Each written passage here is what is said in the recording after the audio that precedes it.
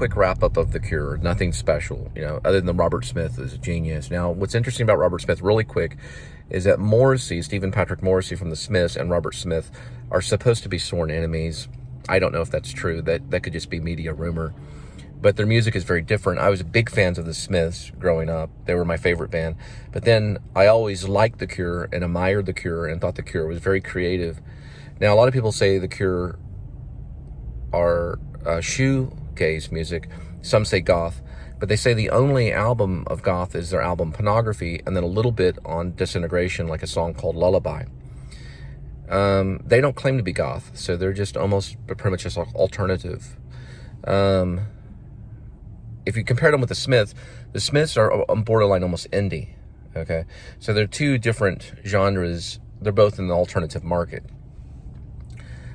Some even compare the Smiths to like the Beatles, you know, the popularity. Anyway, we're going back to The Cure. They start off with Three Imaginary Boys, I believe in 1979, which I preferably think is maybe one of their best albums. It was the opening album. 10:15 on a Saturday night. It's a brilliant song, and everything about that album is great and brilliant, and it was their debut album. After that, they move into 17 Seconds. Very good spacey song. You start to hear the Cure create their space, because they're very spatial band. They have lots of space between the lyrics and stuff. That happens on 17 Seconds. Now, their hit on 17 Seconds is A Forest, which some believe is the best song ever written when it comes to pop. So some believe that song is the very best song ever, especially when it comes to the alternative market. Debatable. There's a Light That Never Goes Out. Could maybe compete with that with the Smiths. Even How Soon Is Now with the Smiths too, being the best song ever written. But some say The Forest is, or A Forest by The Cure. It came out of 17 Seconds. Now that's going to be 1980 going into 1981, and we're going to get into another album that I'm not real familiar with, and a lot of people aren't. It's called Pornography. It's by The Cure, and it's their most gothic. They say it's a very gothic sound, a very experimental album.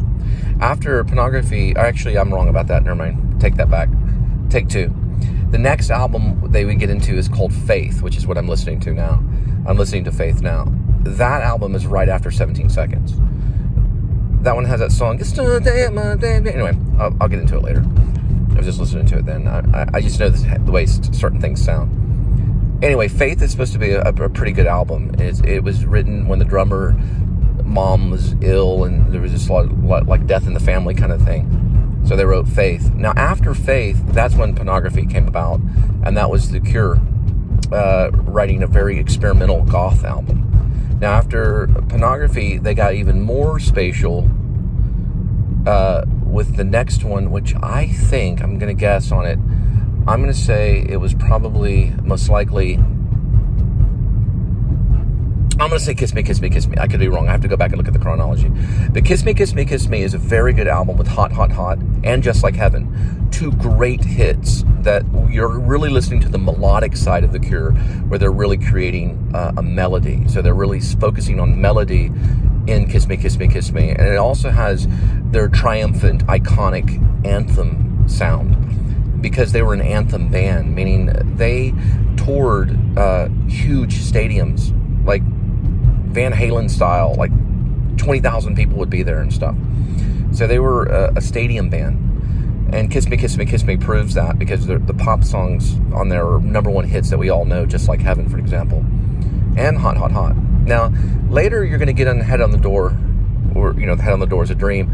The Head on the Door also is a great album. I'm thinking of a number one hit on that one. I would just say Head on the Door. I don't know. Okay, so I'm getting a little spacey. I have to go back and review some of The Cure. So after Head on the Door, they move in, and I'm losing track of time. They're going closer to the 1990s. And that's when, after 1989, they tour one of the greatest tours of all time, possibly the greatest album, Disintegration, which is somewhat will be argued as The Cure's greatest album. I really think it's Three Imaginary Boys when they started off their debut album, but a lot of people think that Disintegration is the greatest, and it has their goth song Lullaby on it. It also has Prayers for Rain.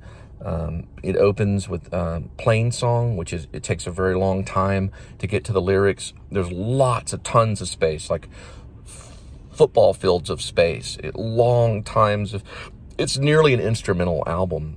And even when they did the mix album later on, it's even longer on instrumental. I mean, it could be played instrumentally almost.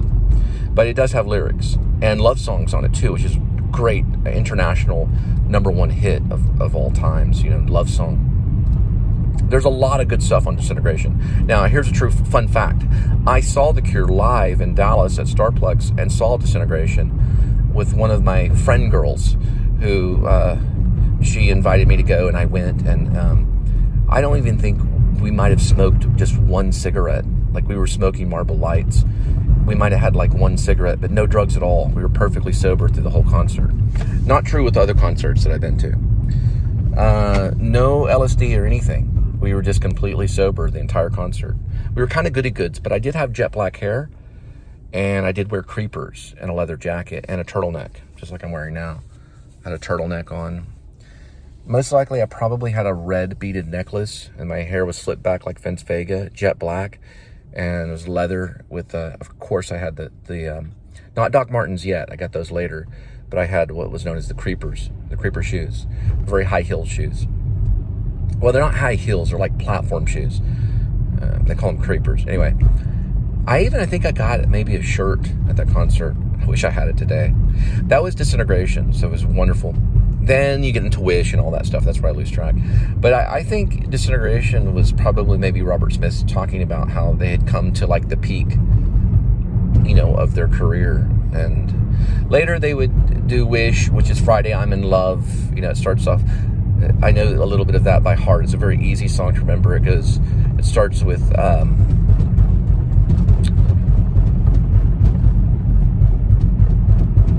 on, I'm trying to make a right-hand turn over here this way.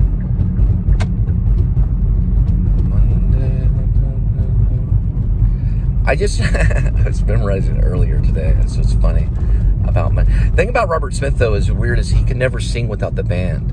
He would rather jump into a river than sing without his band or a certain, you know, emotion.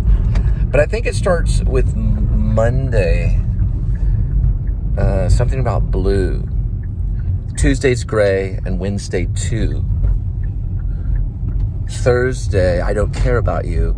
Friday, I'm in love. And then later on, he goes, Saturday, wait. Sunday always comes too late. Monday, Tuesday, hesitate. Anyway, I gotta check in right over here. Checkpoint. This is where they go, papers, please. Then you give them your papers, and I gotta drop food off at the door.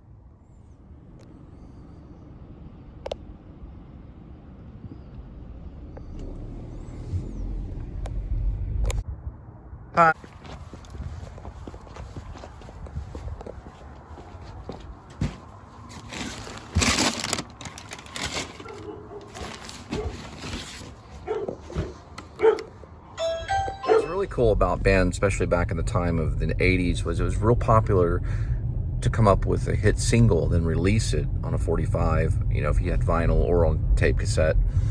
Then you had a single out there that was making money that would later end up on your album, which was hinted to be on an album.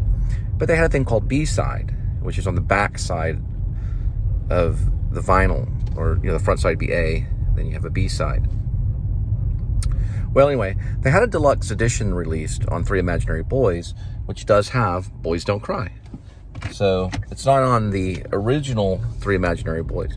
Also, what's interesting about The Cure is they came up with two compilations. And one of them was called Staring at the Sea, and the other one was called Standing on the Beach, which were both compilations where they compiled certain songs from other albums. And that happened earlier in their career. And that's how they were able to become a stadium rock band, was because they had great singles, and they also came out with early compilations. I don't know whose idea that was, but that way you had a really great album that had great songs on it. Now later on, The Cure would do this again with another album called The Cure The Mix, I believe after which was a mixture of all the great #1 hits, but also done to like dance music. This was like in the mid 90s or so. Anyway, I just thought that was cool about The Cure. I'm still listening to Faith, though. Comparisons with The Cure and, of course, the Smiths. The Smiths took from, like, kitchen sink dramas of England, even a female playwright, and the sadness and despair of a lonely person, and also the pop culture of James Dean and the obsession of that type of American actor, James Dean. And Elvis, too, a little bit even from Elvis. But mostly, the Smiths had its own connection with poetry, even going all the way back to Shakespeare. So it's very a poetical band based in poetry. Even Oscar Wilde, a playwright, too. And Shelley and Yeats, too. Other poets as well. While Robert Smith, with, of course, The Cure, did not take from that kind of fashion, but rather from Camus, The Stranger, and a mystical aspect of life. Mysticism was big in The Cure. They call it post-punk, alternative, gothic rock. While the Smiths are probably going to be closer to alternative and even indie. So that was an interesting comparison between the two bands. Both very different, both dark in different ways. They would dress differently too.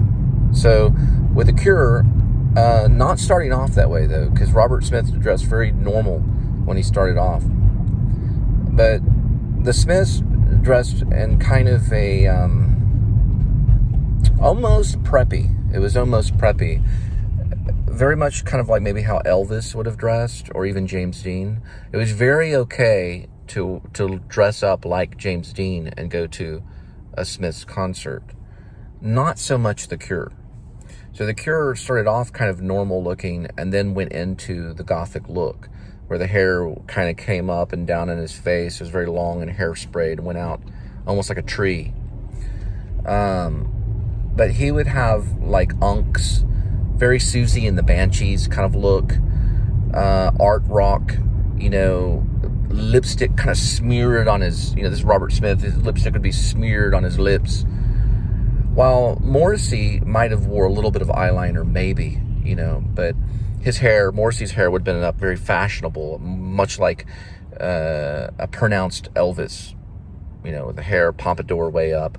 And the dancing was nerdy and kind of all over the place. Robert Smith, there was really no dancing. It was a miracle if Robert Smith would even walk up to the drum set. He was very shoegaze, just staring into space. He didn't even really look at anyone when he sang. He kind of looked up in the air. But Robert Smith did start the goth kind of look. It's very strange, but he did do that. And they say that he was at a birthday party and flipped out and came out wearing smeared lipstick and stuck with that after a while. And he did that a little bit with Susie and the Banshees too, because he was one of the guitar players for Susie and the Banshees from 1979 to 1980. In 1981, he was one of their guitar players. And he also played with The Cure too, because he was, remember The Cure started off as the Easy Cure and then moved into the title The Cure. Anyway, learning some stuff about that. In many cases, if you were a Smiths fan, you could also be a Cure fan, but it usually was done in quiet. So you wouldn't brag about being a Cure fan at a Smiths concert.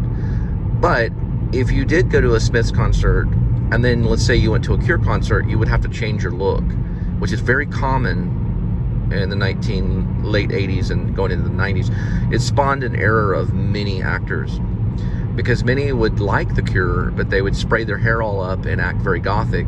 Then the next summer, they may go to a Smiths concert and look kind of preppy, James Dean-ish, you know, like kind of a James Dean look. It would be very odd to see a Cure fan at a Smiths concert, but it could happen. It happened a few times. Now remember, there were supposed to be sworn enemies, and I don't really understand the dispute between Stephen Patrick Morrissey and Robert Smith. I don't know why. It probably had to do with difference in music. What I compare that dispute to is how Kurt Cobain hated Pearl Jam.